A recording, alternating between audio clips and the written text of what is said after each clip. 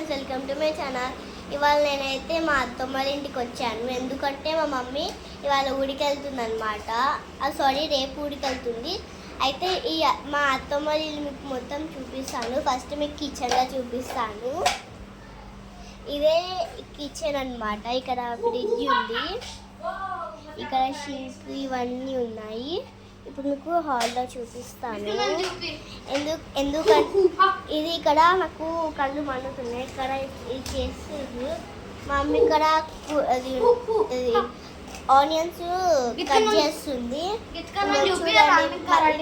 మా తమ్ముడు కరాటీ చేస్తుండే చూపియమంటుంది.